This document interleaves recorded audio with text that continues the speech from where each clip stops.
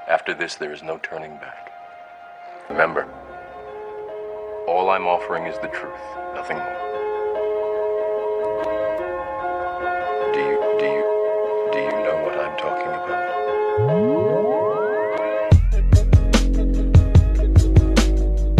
This is that YouthSpin show. This is that YouthSpin show. This is that YouthSpin show.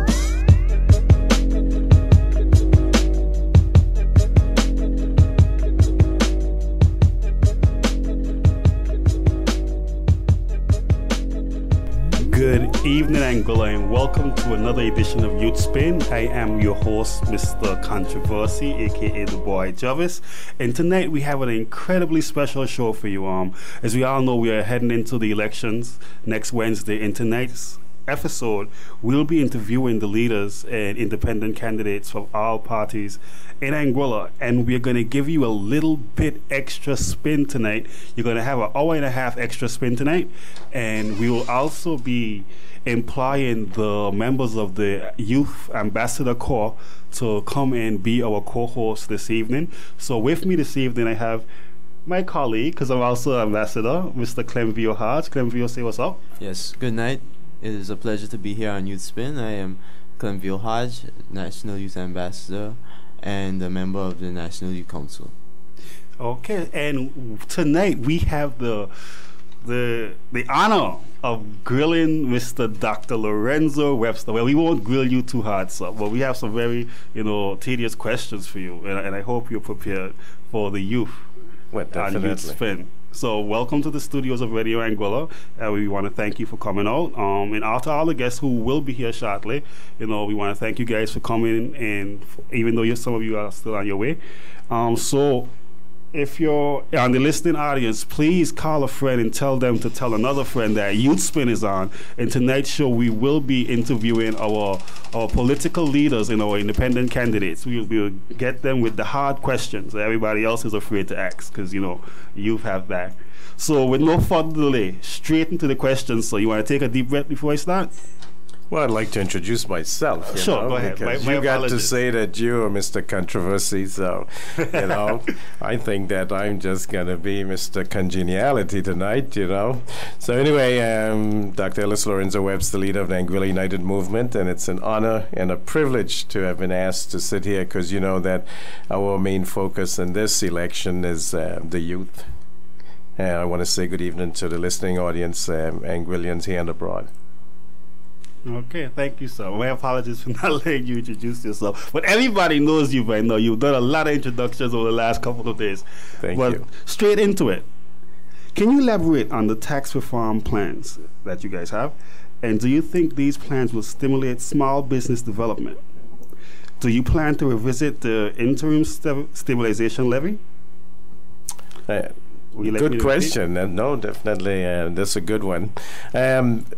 Let's start first with the interim stabilization levy. As you can tell, on the front of it, it says interim. So it has always been planned to be temporary. We do revisit it continuously. And one of the things that the interim stabilization levy, it was put in place because in 2010, when this Anguilla United movement came in, there was a big deficit. There were unpaid bills. There were overdrafts at the bank. And there was no budget for 2010. And so this one had to be done when the government came in, and it was rejected 3 times by the Foreign Commonwealth Office. This required then that they had to be innovative ways to get a balanced budget, which was required. And the governor would not sign, even though the budget was assented to, he wouldn't sign until this was put in. This brings in about $11 to $14 million. That's a gap that has to be filled. Now, in the 2015 budget, there is a almost $5 million surplus after making the $30 million requisite reserve that has to be there as 90 days of our recurrent expenditure. So one of the things that we are going to look into when re-elected on April 22nd is the interim stabilization levy in terms of trying to fill that gap.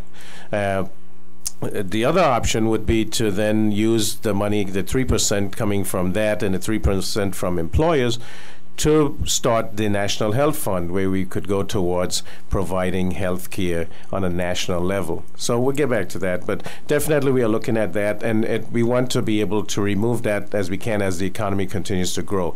In terms of tax reform, we feel that it's a cumbersome tax system. Of the 100 pages, 100 taxes that there are, only about 20 of them really bringing about 90% of our revenue. And so we want to make sure that this is not as cumbersome as it is. We want to make sure that the tariffs are such that, a high school student can do it. You don't have to get a custom broker or an accountant to be able to do these things. So that's one of the things we want to do to make it easier for businesses. So one of the things is we want to look at the customs and excise, and we want to make sure that that is standardized. We also want to make sure that taxes on businesses, that they are reduced so that we can stimulate small business enterprises, especially for our young people. We want to make sure that when they want to start a business, they have the creative ideas, that they're not hampered by the financial costs to get started. Because it's hard as a young person to go to the bank and say, I want a loan because I have this idea in my head that I can make money. Even though you may have a business plan, they're going to look at you funny. So some of the things that have been put in place, which you may get to later in terms of the Get Set program, there's things which government has put in place where there are grants or the manufacturing policy, where there are duty-free concessions for up to 10 years, another thing that we're going to look at to try to enhance that. But the tax structure is such that we want to make sure that it's not cumbersome, that it caters to young people so that they can start businesses and get things going. And those are the things that we want to look at. So in terms of specifics, I know there's a lot of taxes put, environmental tax, there is communications tax, there is property tax. There certainly won't be a unused land tax ever under my administration, because I don't feel that that is productive, and that certainly is a disincentive to young Anguillians who want to own land. I want to see put in place where, a young person can own a piece of the rock, and so I look to where we have plans to put in place where a young person can go and get a loan.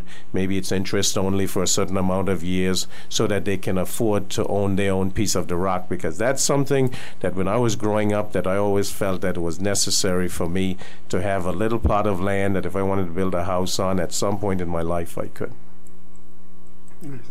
Thank you very much, Mr. Webster.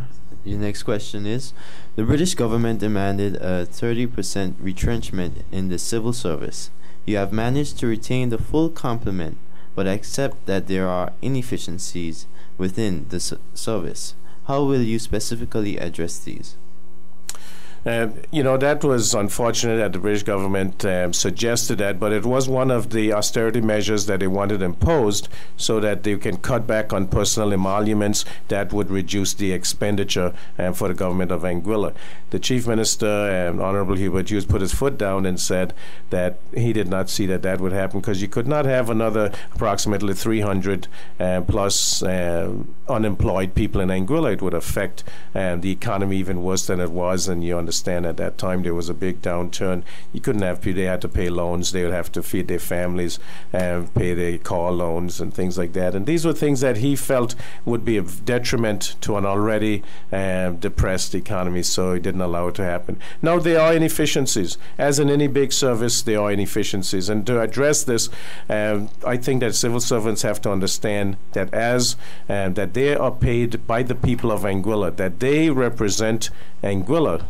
And so I think that there has to be an understanding that the work that they are doing is essential to Anguilla's forward progress, and they have to take pride in that. And so we're going to have workshops and we're going to have sessions where we teach these types of things to the civil servants so that we can expect from them greater output. There are civil servants that go beyond the call. And there's some that feel it is a job, they get paid anyway. We want them to understand that the service they provide, they're essential cogs in the wheel. And I think if we can improve that, it may entail we have to pay them the money that they're owed. There's money that is owed to civil service that has to be paid before 2017. I want to make sure that that is paid as soon as Viceroy sale goes through. That money will be used to pay what we owe to the civil servants. I think that will will boost them and allow them to know that this government, the elected officials, care about them, and then that the service they provide is essential to Anguilla's progress. Nice. Well, you're listening to YouthSpin. Tonight's show is a special one. YouthSpin is sponsored by the Department of Youth and Culture.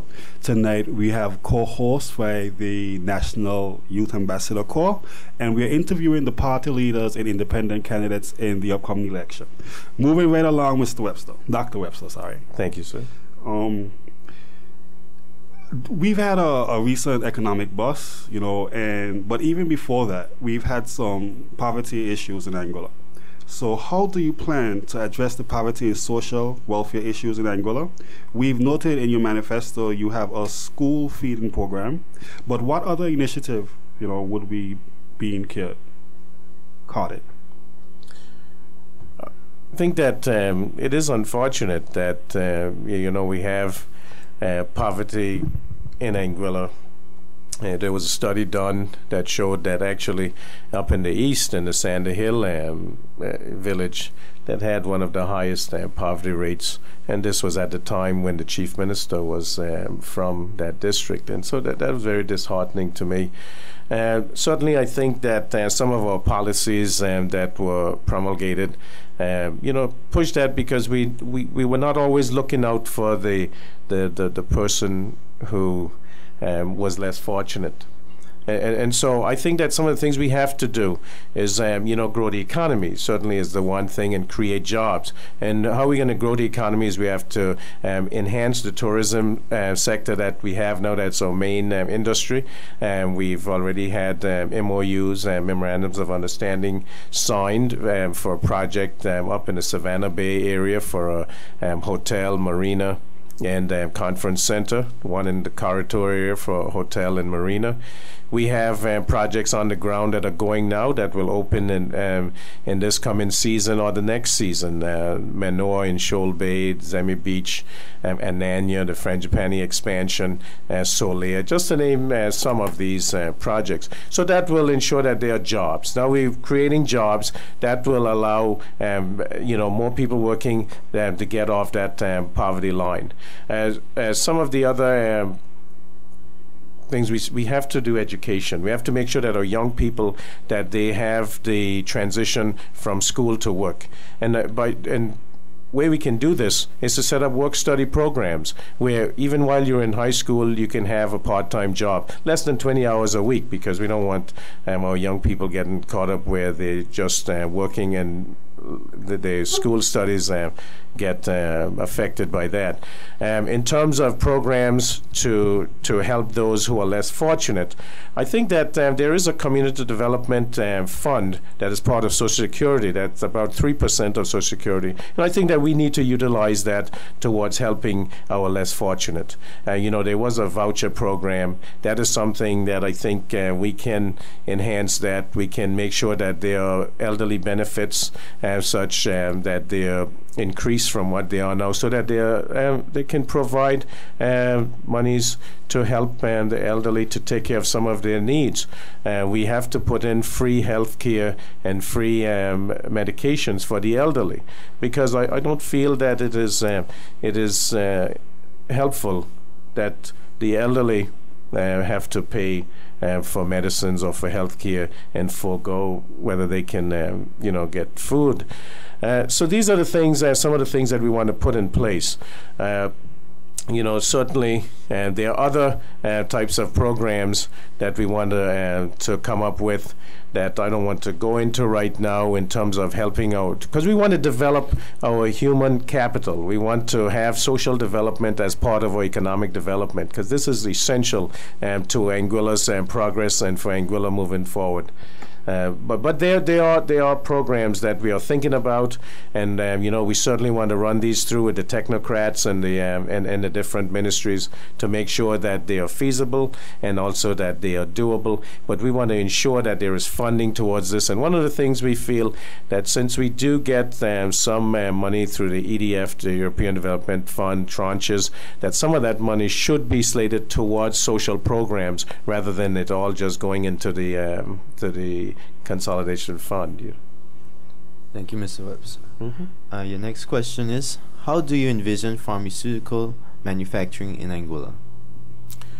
This is a project, as I was talking about. We want to diversify the economy, and one of the things, not only by developing the fishing industry, which I have talked about on the campaign trail, but pharmaceutical manufacturing. We have, there's a company that is now in Boca Raton, Florida, where Mr. He would understand controversy with know that area. And this company has a facility that is right now in India that makes medications. So they compound medications and then they sell them in Canada, in the US. And they envision that they can set up a plant here in Anguilla. And they bring in the products. We can utilize probably that manufacturing policy that exists, and so it keeps the cost down. You produce them, you compound medications, make pills, make ointments, creams, gels, and then they're sold locally and distributed to the Caribbean and through Latin America. And that would allow jobs because you need high-skilled people working there, and so they'll be highly paid. Now the company is willing to train the employees, so that would help significantly to provide jobs in Anguilla, high-paying jobs. So it raises the level, the standard of living in Anguilla. Again, as I said, we make, the government will make money from this because now you have, export duties. We have, people employed. They have to build a facility. They have to man the facility, and so I see that as one area to diversify the economy, and with that we can dovetail into our medical tourism, because I think that would also help to keep down the cost that the international patient, as they come in, bring in foreign direct capital, that also increases the amount of money in the economy, and we can then go have a more diversified economy that we're functioning with. And so tourism is not the only thing that we're looking at. Follow-up question to that one. Would the utility rates in Anguilla, being as high as they are, would that affect the project? A manufacturing project, do you think? Well, it certainly does. I mean, you have high electrical energy costs in Anguilla, but one of the things that we're dovetailing in with that is the renewable energy. And so we're looking at solar as one of the practical ways of doing renewable energy. Hydroelectric is one that's also we are looking at right now. There are investors who are bringing these projects to us. We have to get NYAC on board, of course, because there is some concern they have about the grid. But I think if we can get the solar field set up and then that is sold to NYAC, and then NYAC sells that through the grid to the public, it reduces the cost, and that'll reduce the cost of manufacturing. Now, there was a study, the Castillo study, that showed that you could provide in Anguilla 16 to 23 cents per kilowatt hour, the cost of electricity. NYAC sells it now with the fuel surcharge for about 69, almost 70 cents. They did reduce it a little bit with the reduced cost of fossil fuel, but that is high. That is and so now, if you can get this, and this a solar company can sell to NYAC at, say, 16 cents a kilowatt hour. NYAC sells it at 30 cents or 35 cents even. Just think about the savings that you'd have, and that translates not only to the private dwelling, but to every business in Anguilla, where I've had supermarket owners tell me they would spend about $60,000 a month just for electrical costs. Just think about the markup you have to put on your goods to cover that. And so those are the things. Definitely, energy will affect manufacturing, but I think that once this is all done at the same time, it's going to be, and will become conducive to businesses being set up here. Thank you very much, Mr. Webster. Okay, and tourism is our only industry, main industry, pretty much only industry. And in order to sustain a tourism product, the environment is extremely important to us, our natural resources, the environment. So there was no mention of the environment or the green or blue economy, which are buzzwords in today's, culture. How does your party view the environment, nature? Does it have a role with the AUM's future plans? And if it can be interrogated, what are some of the linkages, contributions that can be made from the environment towards the economy? Well, the environment is very important because, as a young party, we feel that, the natural resources of Anguilla are sun, sea, sand, and that is the environment, and those have to be preserved. We have, signed up with the Carbon War Room, which is a 10-island challenge that was put in place by Richard Branson and others, and where we want to move towards a green economy. I think that this is the green economy is essential in this up and coming next 5 years for Anguilla, because it will determine Anguilla's future and sustainability. The environment is very important to us. We have to make sure that we keep a clean environment. We have to make sure that we decrease the reliance on fossil fuels so that we can assure that we have affordable energy, but also that we don't destroy the what God has given us. Tourism, as you said, is our main industry. It's not our only industry. We do have fishing at some small level, but that we will enhance. We do have financial services, which we are poised that this can be expanded. But certainly, I want you to know that the Anguilla United movement is committed to a clear environment, and also that the economy, as we move towards a greener economy, a sustainable economy, the Anguilla United movement will keep abreast of that and will facilitate those developments. Thank you. You made mention about energy transformation in Anguilla, and listening to the campaign trail, there has been talks about that on the AUM's platform. Can you please elaborate on alternative energy initiatives that you propose to address the energy costs?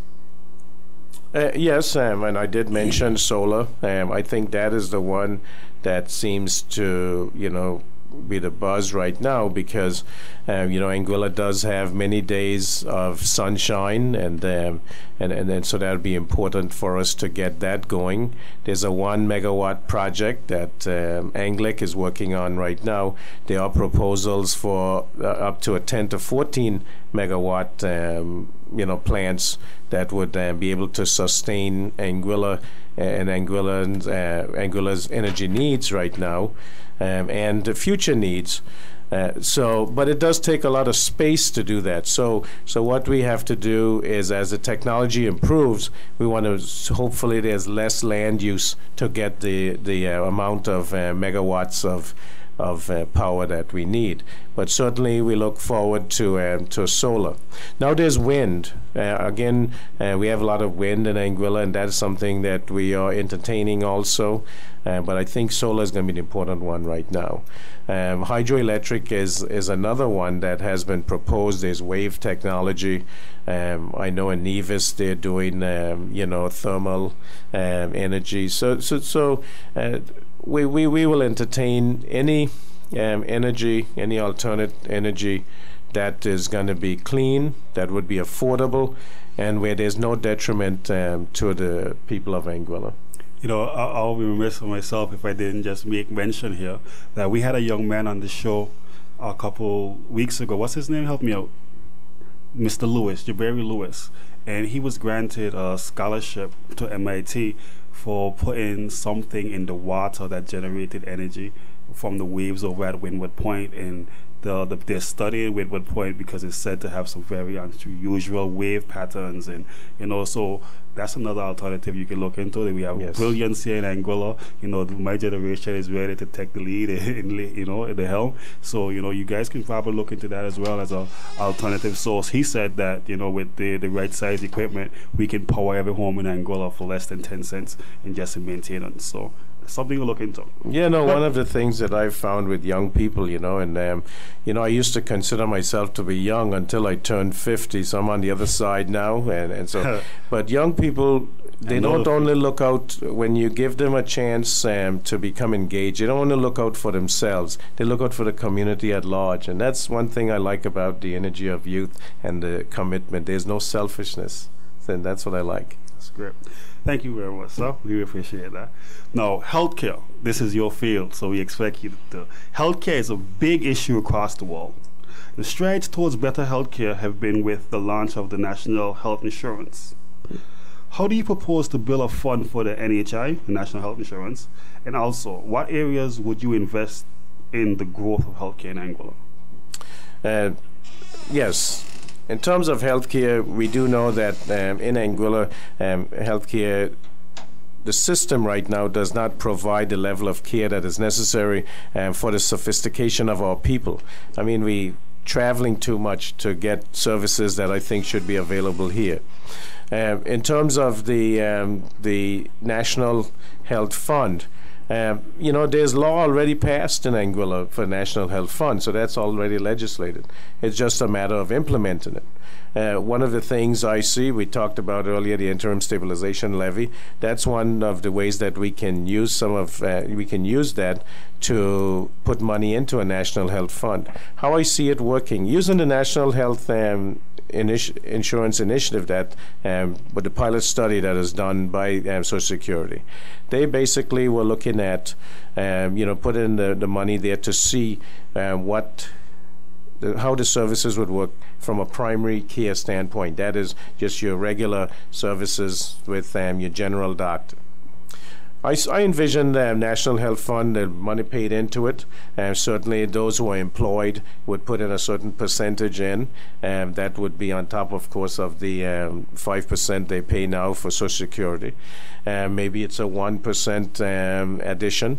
Maybe it's the 3% that we have to determine what it's going to cost. That is set up. And then you have the facility, you have the primary care doctors that are available. So someone goes and sees the primary care doctor. They may pay a copay of $10, $15, and the services are provided. And then the primary care doctor sends a bill to whatever funding agency that is carrying the National Health Fund. That could be done through Social Security, or it could be a different office set up for it. Whatever is more cost efficient. Secondary services, the hospital would have been upgraded. The subventions that we make would help that. And so you would have secondary care here where you can be hospitalized if it's necessary. Now, in terms of tertiary services, if you had to say we don't have the specialists here that provide a service that is necessary, we would have a reinsurance program where that we would have an idea of the risk cost and so we would then get reinsurance either through Nagico or another company, Lloyd's of London, whatever we find that is, so that patients who had to go away for certain services, say they had a brain tumor and we don't have a neurosurgeon here, we don't have the services, you get that done. So these are ways that we can get this implemented and get it working where it does not cause a bust on our system. One of the things in the U.S., they have, healthcare is about 17% of GDP. That's a high number to, and so we would want to make sure that we keep the cost of providing health care down. But we can do that because if we can tailor our services so that we make sure that we keep our population healthy through prevention, through intervention, early interventions, I think that we can manage that. Now, in terms of the spin-offs in healthcare, I did mention medical tourism, that is one of the areas where we can have international patients bring in foreign capital into Anguilla, getting services that we can provide here that would be cheaper for them than having them done where they're coming from. And also they can recuperate here, so they're putting money back in the economy. We can have recuperation villas that have to be built, the center that had to be built, jobs that could be provided in that sector, and also we could have in terms of our the other entities that can come off from health. And as I said, one of the things that healthcare does provide, it is the largest growing job sector in America, and I think here in Anguilla is one of those that is possible also because we can expand as we need to, providing the services that we have to make sure that our people are healthy. One of the things that another benefit to Anguillians is the profits from the Medical Tourism Center can be used to subsidize care for Anguillians so that they don't have to pay the same cost that an international patient has to pay, but they also don't have to travel away to get that service. Well, Mr. Webster, Dr. Webster, Thank you so much. I know this is an extremely busy time for you, and we appreciate you taking the time out to come in and speak with us. So what we want to do, though, is give you the opportunity, because I know you will use every opportunity that you have now to make a final appeal for the upcoming election. So we'll give you a couple minutes to make your appeal here on YouthSpin, and we'll move to another decks. I want to thank you very much for the opportunity. It was not as, much torture as I thought it would be, when you say you were Mr. Controversy, Yeah. But anyway, the questions that I have found with young people, especially from the debates that we had back in November, is that the youth in Anguilla are very, very, intelligent, but they care about the country and they're concerned about the future. And so this election time, I think that it's the young people who are making the step.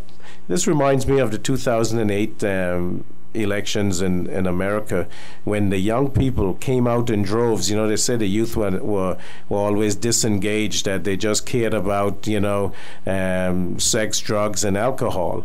That didn't happen in 2008 in the U.S. They came out behind Mr. Barack Obama, knowing that they wanted to have an America that they could relate to and that looked out for their benefit.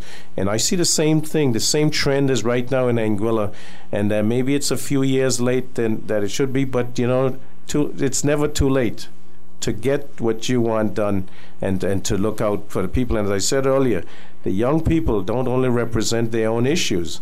I've found that the young people in Anguilla, they're not selfish. They're not caring only about youth issues. Certainly they want to see that there is jobs, there's education, there's a chance for them after school that they're going to get off to college to go and do what they want to do. They want to come back. But they also look out for the broader community at large in terms of health care, in terms of elderly benefits, in terms of making sure that the young children are taken care of, that the economy is growing in a manner that will benefit them and their children. And also that the environment, that we protect the environment, make sure that it's clean, that energy is affordable, and that it is clean energy, because I think in the long run we have to preserve the resources that God gave us. And so I want to thank you again. I have to go to our meeting down in Long Bay tonight, so it was a pleasure being here, and I thank you again, and continue doing the great job that you guys do.